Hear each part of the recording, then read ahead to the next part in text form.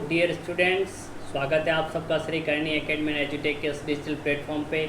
मैं आपका physics educator Mahavir.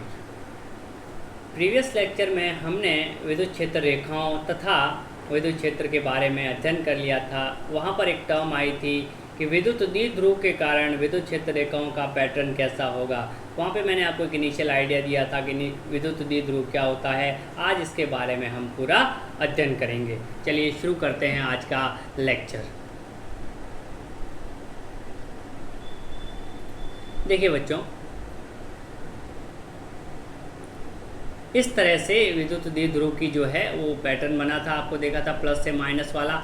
तो विद्युत द्विध्रुव क्या होता है तो ऑलरेडी डिस्कस्ड है। फिर देख लीजिए कि समान परिमाण के आवेश है, देखिए प्लस और माइनस, और परस्पर अल्प दूरी पर रखे हुए हैं। तो ये जो सिस्टम बनता है इसे बोलते हैं विद्युत द्विध्रुव। सदिश होता है, इसकी दिशा एरो से बता रखी है, माइनस से प्लस की ओर होती है बच्चों। चलिए अब देखते हैं। माना दो आवेश माइनस क्यू और प्लस क्यू रखे हुए हैं, इनके बीच की दूरी जो है बहुत कम है, तो इसे विद्युत द्विध्रुव कहेंगे। यानी ये माइनस क्यू यहाँ पर रख दिया बच्चों, प्लस क्यू, बीच की दूरी जो है वो 2a रख दी है और 2a बहुत ही कम है। तो यहाँ पर जो ये सिस्टम बनेगा इसे क्या बोलेंगे, विद्युत द्विध्रुव। यदि दो बराबर तथा विपरीत बिंदु आवेश किसी अल्प दूरी पर स्थित हो तो इस निकाय को क्या कहते हैं, विद्युत द्विध्रुव कहते हैं। ये तो क्वालिटेटिव टर्म हो गया। अगर इसको थोड़े अच्छे से समझना है तो हम समझेंगे इसकी समता क्या होती है, इसकी स्ट्रेंथ क्या होती है, इसकी पहचान क्या होती है। तो वो होता है विद्युत द्विध्रुव आघूर्ण, तो उसके बारे में पढ़ेंगे।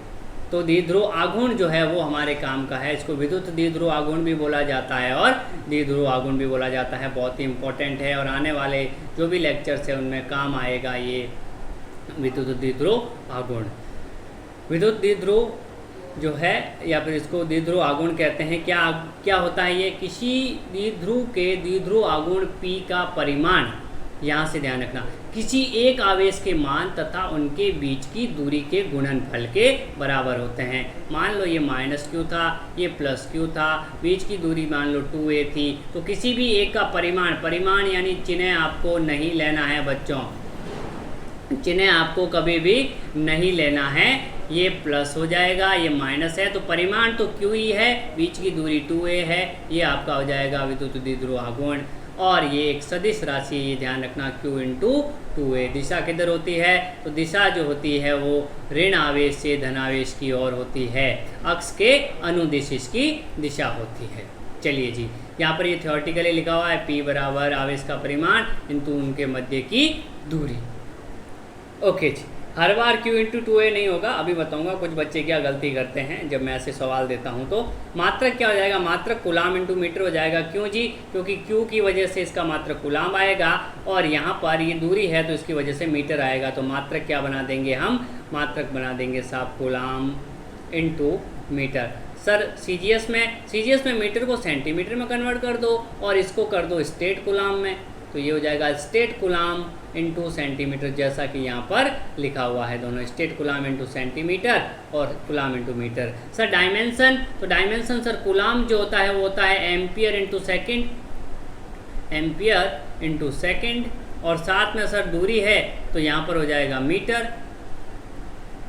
सर एम्पियर के लिए A1, टाइम के लिए T1, मीटर के लिए L1। थोड़ा अच्छे से लिखो, LTA लिखते हैं इसको, लट्टा है ना, M0 है, M0 वैसे लिखो चाहे मत लिखो, L1 T1 A पे पावर 1। ये क्या हो जाएगी, इसका डायमेंशन हो जाएगा, इसकी वीमा हो जाएगी बच्चों। आई थिंक ये बात क्लियर हुई होगी कि कैसे इसकी डायमेंशन है, इसका मात्रक वगैरह लिखा जाता है। आगे बढ़ते हैं।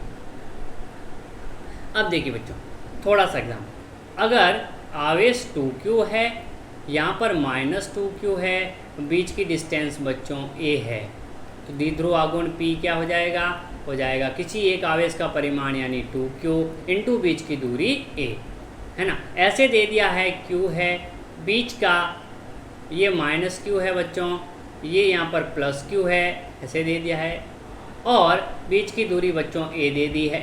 अब यहाँ पर भी P क्या हो जाएगा, तो यहाँ हो जाएगा किसी एक आवेश का परिमाण इंटू उनके बीच की दूरी, तो a होगी। है ना। Q इंटू टू ए कभी रटना नहीं है, वो उस कंडीशन में था जब हमने आवेश को Q और माइनस Q था, बीच की दूरी को 2a रखा सॉरी 2a रखा था। बाकी कंडीशन में यहाँ पर आवेश का परिमाण Q है, बीच की दूरी है। तो आवेश का परिमाण और उनके बीच की दूरी से हम जो है द्विध्रुव आघूर्ण निकालते हैं। दिशा मैंने बताया था माइनस से प्लस की और होती है, ये पूछा जाता है कई बार, ठीक है, माइनस से प्लस की और होती है। चलिए जी आगे बढ़ते हैं और देखते हैं इसको। अब विद्युत द्विध्रुव के कारण विद्युत क्षेत्र की तीव्रता बहुत इंपॉर्टेंट है, हो सकता है 2 नंबर 3 नंबर में एग्जाम में पूछा जा सके। तो सबसे पहले हम निकालेंगे, पहला ए हम निकालेंगे द्विध्रुव या विद्युत द्विध्रुव दोनों एक ही चीज़ है, के अक्ष पर, अक्ष पर। तो अक्ष क्या होगा सर? सर अक्ष ये मान लो माइनस क्यू है सर, ये यहाँ पर प्लस क्यू है सर, वेरी गुड है प्लस क्यू। बीच की दूरी सर हम मान लेते हैं 2a, सिमेट्री के लिए मान लो, आपकी मर्जी। तो सर यहाँ पर बिल्कुल मिडल में एक पॉइंट ले लेते हैं, तो ये कितना हो जाएगा सर? मिडल में अगर हम पॉइंट ले लें तो ये हो जाएगा सर a,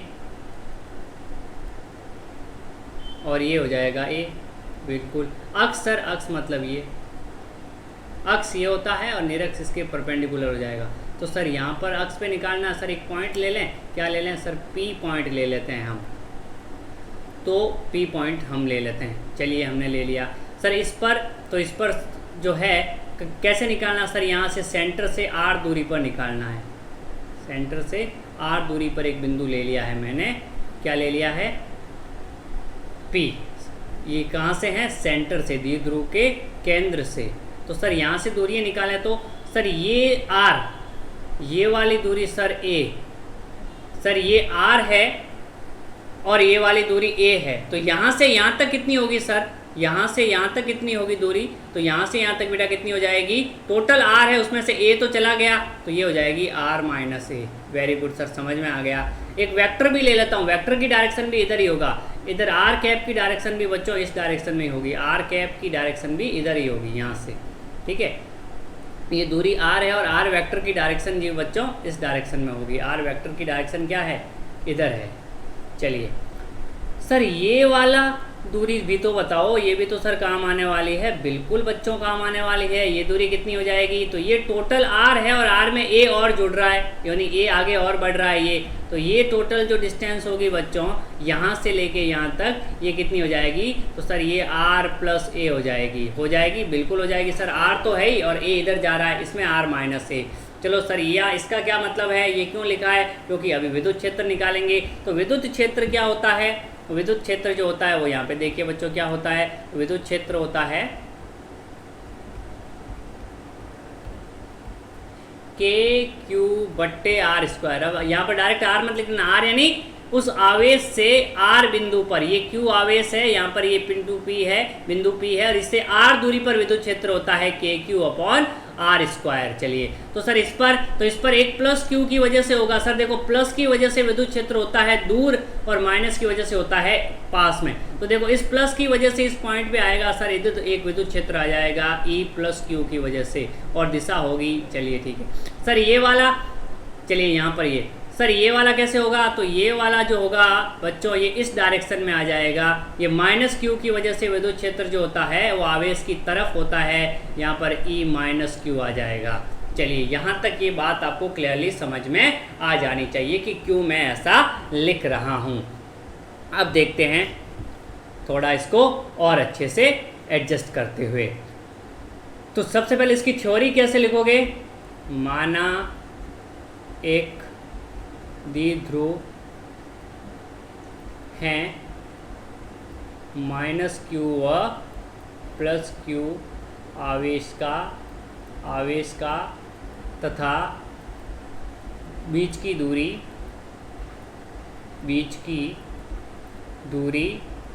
2a हैं। ये सारी चीज़ें आपको लिखनी होती है हर जो भी आप डेरिवेशन करते हो उसमें, ठीक है। हमें अक्ष पर स्थित बिंदु P जो कि द्विध्रुव के केंद्र से सारी चीज़ें वो जो अपने दिख रही है वही लिखनी। केंद्र से r दूरी पर है उस पर अक्ष पर स्थित बिंदु जो कि उस पर विद्युत क्षेत्र की तीव्रता ज्ञात करनी है। बात अच्छे से समझ में आई। जो चीज़ हमने देखी उसको हमने लिख लिया कि ये हमें करना है। अब यहाँ पर कुछ और चीज़ें लिखोगे तो मैं यहाँ पर लिख रहा हूँ। चलिए इसको नेक्स्ट स्लाइड में लेके अच्छे से कर लेते हैं, ठीक है। डायग्राम को बहुत जल्दी बना देता हूँ। -q +q, सेंटर, दूरी r, पॉइंट P, ठीक है जी। r वेक्टर की डायरेक्शन इसमें ये r कैप की डायरेक्शन है ना। r वेक्टर लिख दो, r कैप को लिख रहा हूँ, r वेक्टर लिख देते हैं। r वेक्टर की डायरेक्शन भी यही है। यहाँ पर प्लस की वजह से विद्युत क्षेत्र, ये वाली दूरी r - a है और ये वाली दूरी यहाँ से r + a है। यहाँ से तो कोई डाउट होना नहीं चाहिए आप। ये a है और ये a है। अब देखिए इस बिंदु पर अगर मैं बात करूँ, p को थोड़ा एडजस्ट कर लेता हूँ यहाँ पर, तो इस वजह से हो जाएगा E + q और इस डायरेक्शन में हो जाएगा E - q, जैसा कि प्रीवियस वाली स्लाइड में सारी चीज़ें हमने की है। तो अब यहाँ पर वो थ्योरी लिख दी। उसके बाद हम क्या लिखेंगे, सबसे पहले लिखेंगे E + q कितना हो रहा है, हो जाएगा K + q, यानी चार्ज लिख देंगे हम, इनटू चार्ज, और बट्टे में क्या लिख दोगे आप, बट्टे में लिख दोगे बच्चों क्या, r - a का स्क्वायर, है ना। तो ये तो हो जाएगा परिमाण, और इसके साथ साथ अगर मुझे दिशा लिखनी है तो मैं क्या लिख दूंगा, r कैप। चलिए सर ये तो हो गया।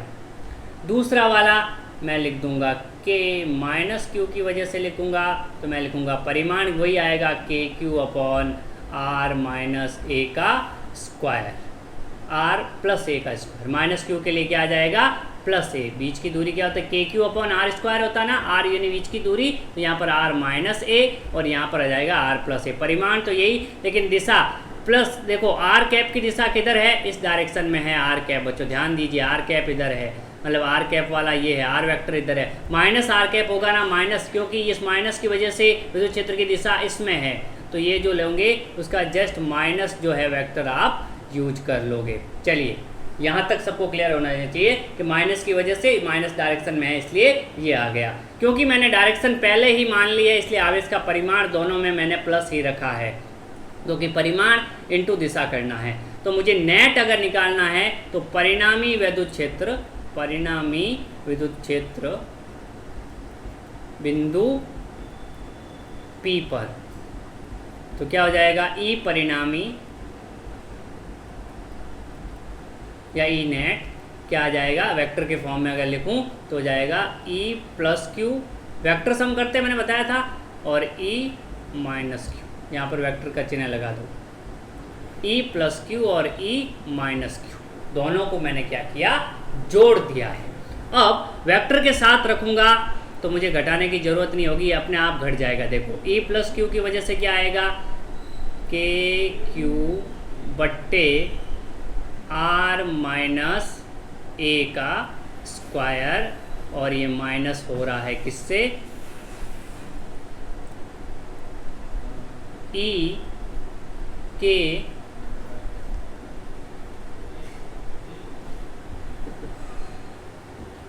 बोला ना,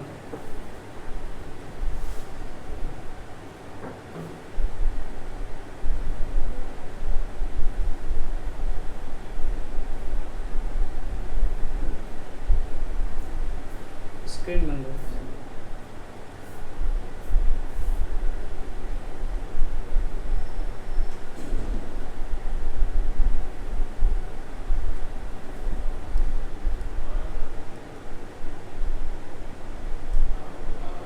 एक और आ गया, चलिए मैथमेटिकल इक्वेशन,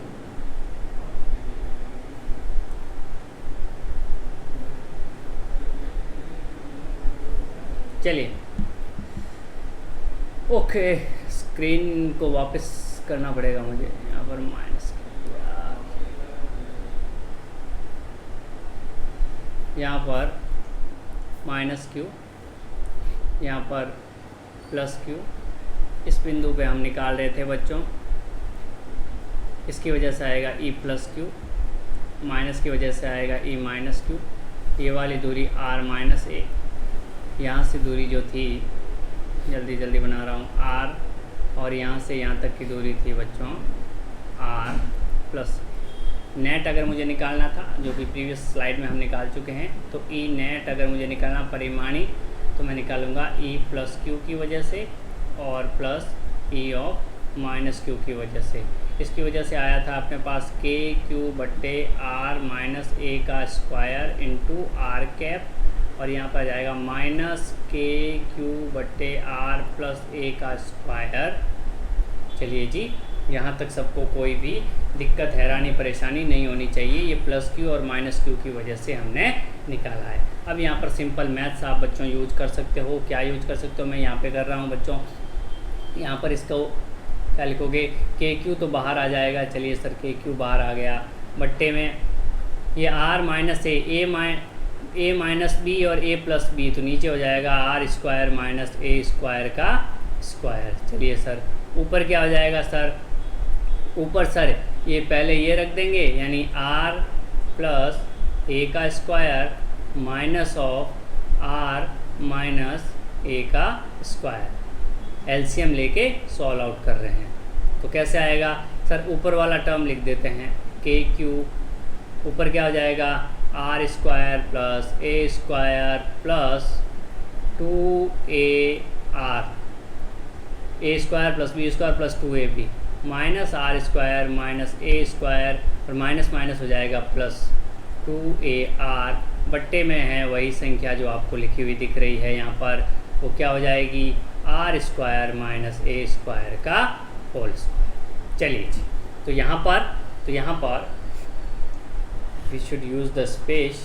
क्या हो जाएगा, ऊपर देखो, ये R square A square, R square A square मर जाएगा, ये दोनों जुड़ जाएंगे, तो आएगा के क्यू इंटू 4ar, बट्टे में आएगा बच्चों कितना, R square minus A square, और डायरेक्शन आएगी आर कैप, और ये आएगा ई नेट। क्या आएगा, ई नेट जो आएगा, डायरेक्शन आएगी आर कैप की, और इसका क्या हो जाएगा, स्क्वायर। अब मुझे पता है कि मैं उसको ऊपर वाले को थोड़ा तोड़ रहा हूँ। कैसे तोड़ रहा हूँ, देखो, तो E बराबर हो जाएगा के क्यू इंटू 2a इंटू क्या कर दूंगा मैं बच्चों, देखो, फॉर ए को लिख रहा हूँ 2a into 2 into R. For A को लिख सकता हूँ 2a इंटू 2 हो जाएगा फॉर और आर, तो इसको तोड़ रहा हूँ। क्यों तोड़ रहा हूँ, इसका रीजन बताऊंगा अभी। ये हो जाएगा R square minus A square पे और फॉर और आर कैप के डायरेक्शन में। अब यहाँ पर आप देखिए बच्चों, Q इंटू 2a क्या होता है, ये आवेश Q और ये आवेश Q, बीच की दूरी ये और ये a थी, तो Q इंटू 2a क्या होता है, P होता है सर। तो देखिए P की दिशा क्या होती है, P की दिशा यही होती है सर, माइनस से लेके प्लस तक होती है, तो ये आर कैप हट जाएगा, इससे हमें एक और फ़ायदा होगा। तो मैं इसको यहाँ से रख करके बता रहा हूँ नेक्स्ट स्टेप क्या होगा। आई होप आप जो है स्क्रीनशॉट वगैरह ले लिया करें, साथ साथ लिखते रहें ताकि प्रॉब्लम ना हो। अब देखिए यहाँ पर क्या हो जाएगा, तो यहाँ पर हो जाएगा ई नेट जो हम निकाल रहे हैं, या ई परिणामी हो जाएगा के क्यू इंटू 2a को हो जाएगा P, और साथ में ये 2 का है ही एक, ये हो जाएगा R, और बट्टे में क्या हो जाएगा R square minus A square का होल स्क्वायर। क्योंकि आर कैप नहीं लिखना है तो मैं इस पर वेक्टर लगा दूँ, क्योंकि जो आर कैप की डायरेक्शन है बच्चों, ये वाली डायरेक्शन हमने आर कैप की मानी थी पिछली स्लाइड में, वही डायरेक्शन इसकी है, माइनस क्यू से प्लस क्यू, तो ये यहाँ पे लिख सकता हूँ KP। इस तरह से ये क्या आ जाएगा, वेक्टर फॉर्म में। अक्ष पर कितना विद्युत क्षेत्र होता है ये तो हमें पता चल गया, 2kPr upon R square minus A square, ये तो स्टैंडर्ड फॉर्मूला। अब यहाँ पर कुछ अप्रोक्सीमेशन लगाते हैं, कुछ हम अनुमान लगाते हैं। हम क्या कहते हैं, यदि ये कंडीशन है R is very very greater than A, जैसा कि पॉसिबल हो सकता है, क्योंकि दोनों आवेशों के बीच की दूरी बहुत अल्प होती है। अगर ये बहुत बड़ा है तो मैं लिख सकता हूँ R square minus A square लगभग इक्वल होगा आर स्क्वायर के, यानी ये बहुत बड़े में से अगर ये जाएगा तो कुछ फर्क रहेगा नहीं। तो ये वैल्यू यहाँ पर मैं इक्वेशन 1 दे रहा हूँ और इसको इक्वेशन 2 दे रहा हूँ, तो इक्वेशन 2 से इक्वेशन 1 में अगर मैं रख दूंगा बच्चों तो क्या हो जाएगा, ई बराबर हो जाएगा 2kpr बट्टे में देखो R square minus A square तो हो जाएगा आर स्क्वायर और उस पर पावर 2 तो हो जाएगा आर पे पावर 2, तो यहाँ से एक जो पावर है वो कम हो जाएगी। तो आंसर जो है आपका बिल्कुल नेट क्या आ जाएगा, ई का वैल्यू हो जाएगा 2kp बट्टे आर क्यूब, और ये वेक्टर है इसलिए ये वेक्टर का चिन्ह है और इधर भी वेक्टर। तो रात को 2 बजे भी याद होना चाहिए, अक्ष पर जो विद्युत क्षेत्र होता है वो 2kp/r³ होता है। यहाँ से नॉर्मली हम देखते हैं kq/r² होता है, तो वो देखो वो नीचे r² नहीं रखना है, यहाँ पर r³ रखना है और वहाँ p की जगह q की जगह यहाँ p कर देना है। p यहाँ पर क्या है, तो p द्विध्रुव आघूर्ण है, p यहाँ पर क्या है, द्विध्रुव आघूर्ण है। इसके साथ में आप यहाँ पर ये चीज़ें भी लिख सकते हो अपनी कॉपी में, थोड़ा अच्छे से जब आप जमा के लिखोगे तो आपको ये चीज़ भी साइड में जो आप डेरिवेशन कर रहे हो उसके साइड में ऐसे लिखते रहना है। P जो है वो है Q × 2a और ये क्या है, द्विध्रुव आघूर्ण है, द्विध्रुव आघूर्ण है। चलिए तो ये आ गया। अब सेम ऐसा का ऐसा एक डेरिवेशन करते हैं हम किसके लिए, निरक्ष के लिए। तो अक्ष के लिए आया 2kp/r³।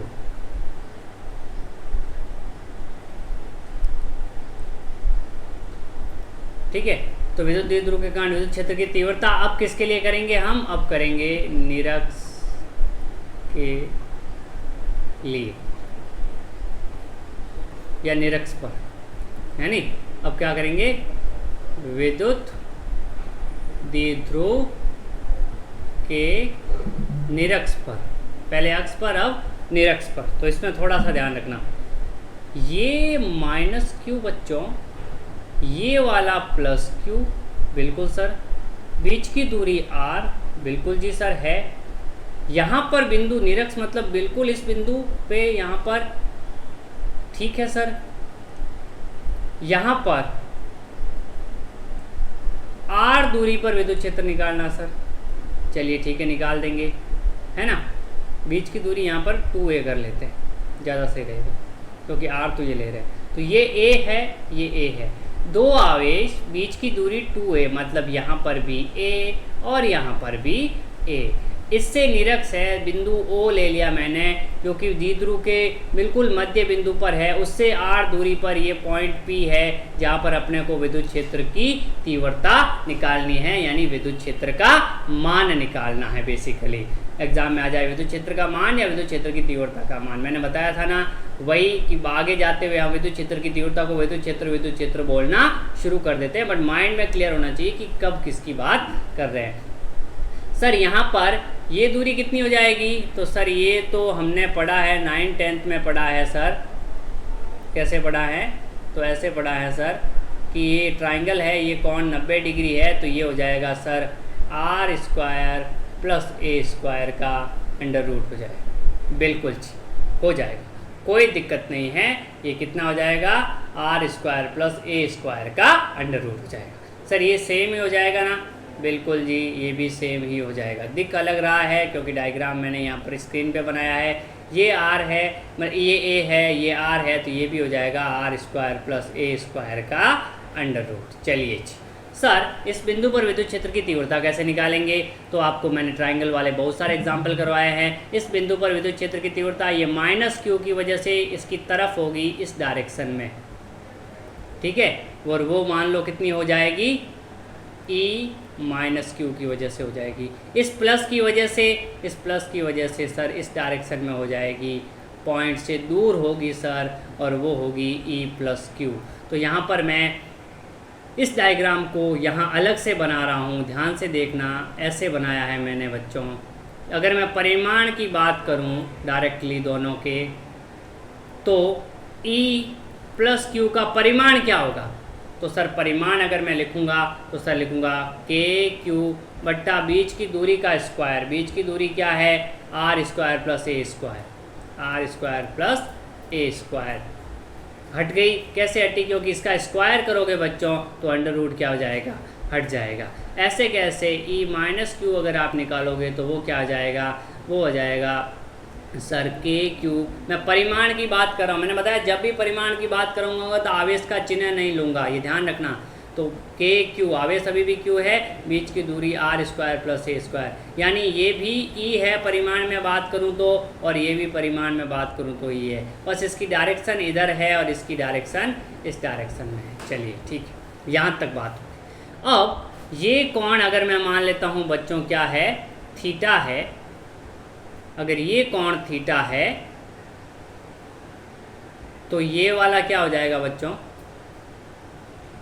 ये कोण भी क्या हो जाएगा? थीटा हो जाएगा। अगर ये थीटा है तो ये थीटा, कैसे जेड के एंगल होते हैं ना बच्चों, ये थीटा है तो ये भी थीटा हो जाएगा।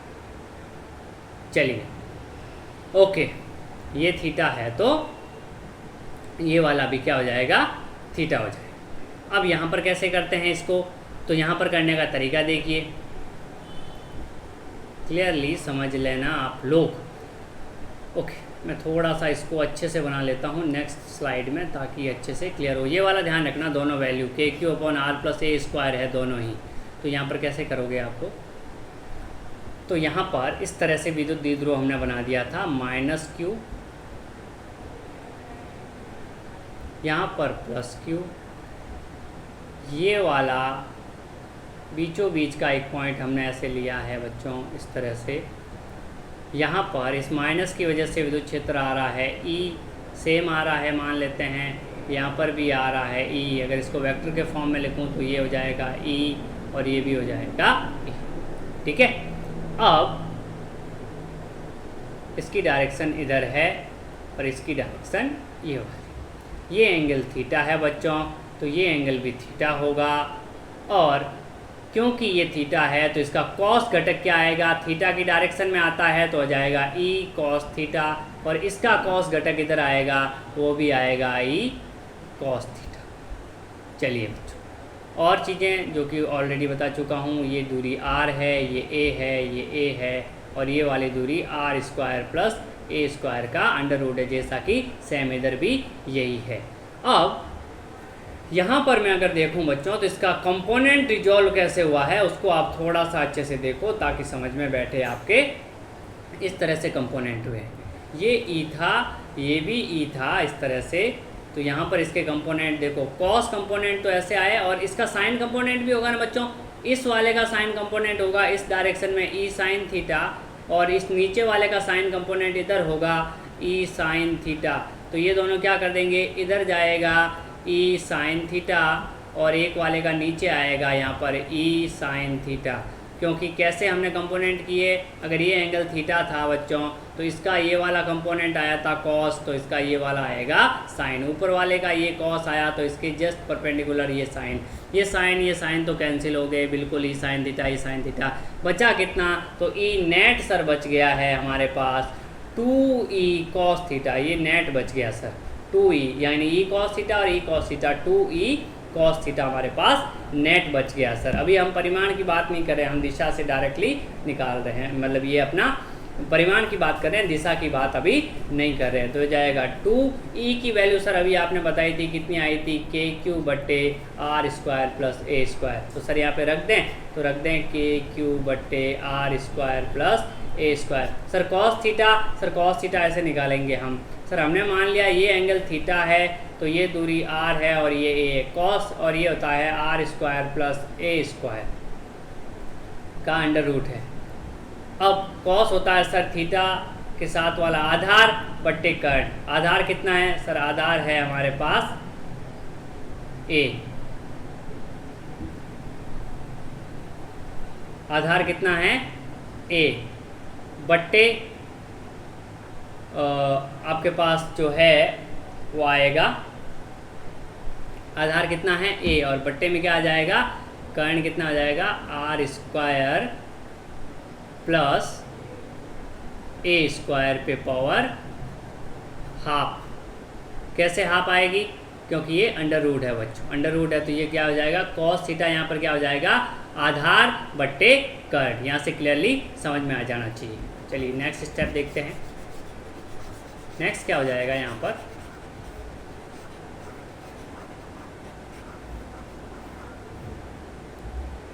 नेक्स्ट ई नेट अगर मुझे निकालना है यहाँ पर ध्यान दीजिए, तो ये क्या जाएगा 2k, यहाँ पर ये q है, k q इंटू ए बट्टे में आएगा R square plus A square पे पावर, यहाँ पर 1 है और यहाँ पर हाफ है, तो टोटल बन जाएगा R square plus A square पे पावर 3/2।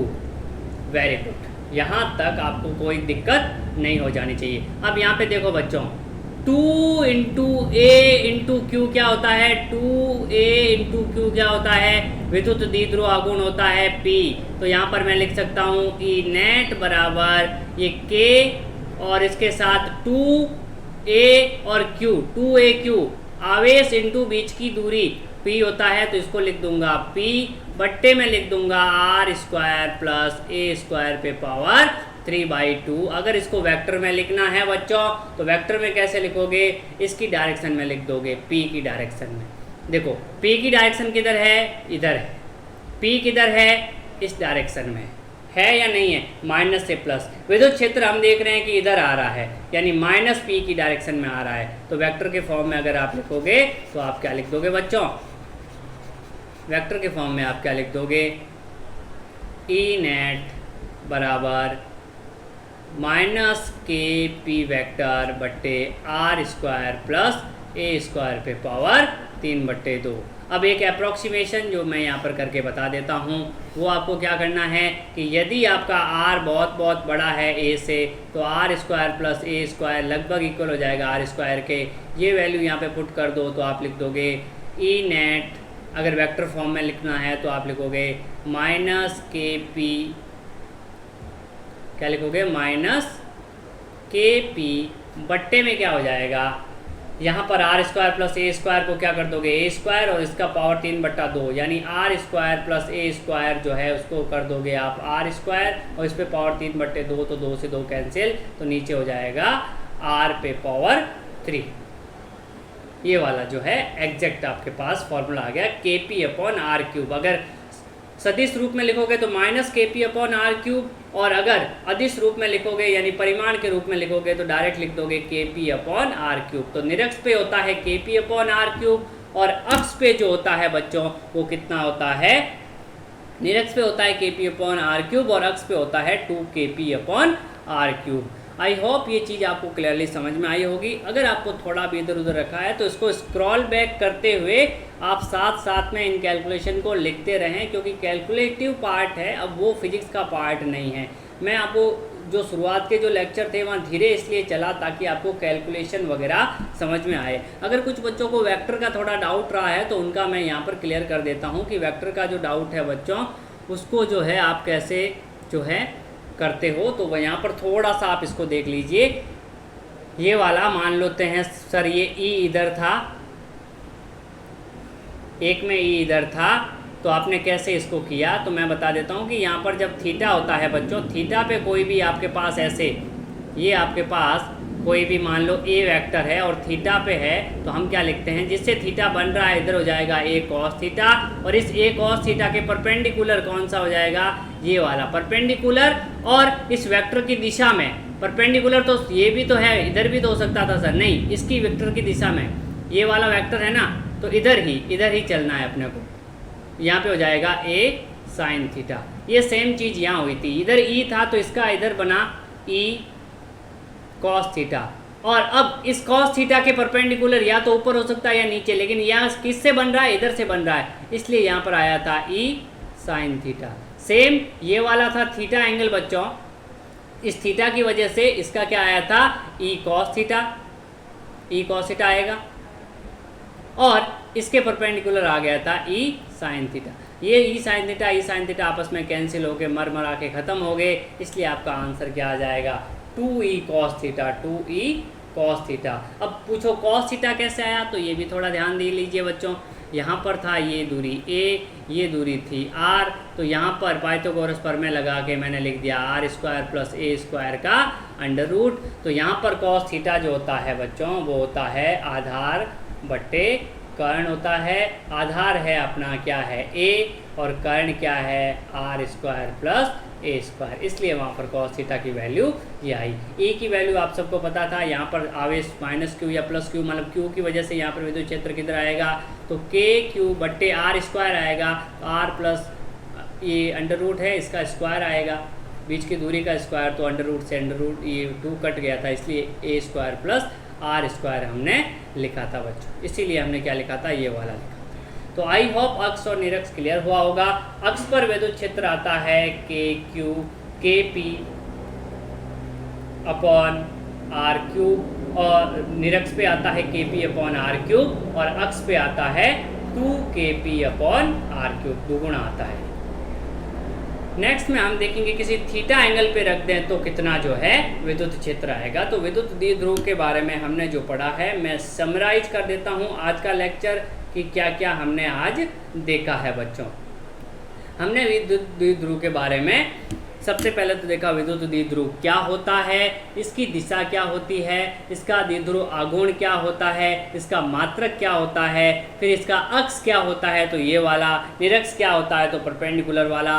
अक्ष पर विद्युत क्षेत्र हमने निकाला, पूरी कैलकुलेशन करके आया 2 kp अपॉन आर क्यूब, जहाँ पर P क्या है, जहाँ पर P जो है द्विध्रुव आघूर्ण है, जिसकी वैल्यू होती है Q इंटू 2a, एक आवेश और बीच के जो दूरी है उसका गुणनफल 2 kp upon R cube. R क्या है, तो द्विध्रुव के सेंटर से उस बिंदु तक की दूरी है, द्विध्रुव के सेंटर से उस बिंदु तक की दूरी है। फिर हमने देखा निरक्ष, निरक्ष पे आया kp upon R cube, P अब भी वही है Q इंटू 2a, और R अभी भी क्या है, उस आवेश के मतलब उस जो द्विध्रुव है उसके सेंटर से यहाँ तक की दूरी। तो ये सारी चीज़ें हमने की थी बच्चों। तो आई होप आपको ये लेक्चर क्लियर हुआ होगा। इसको एक बार अपनी कॉपी में ज़रूर करें, एक बार इसको बगैर देखे रिपीट करें, लिखें कि कैसे कैलकुलेशन की जाती है, कब माइनस लेते हैं, कब प्लस लेते हैं, सारी चीज़ें आपको क्लियरली समझ आई होगी। Thank you very much.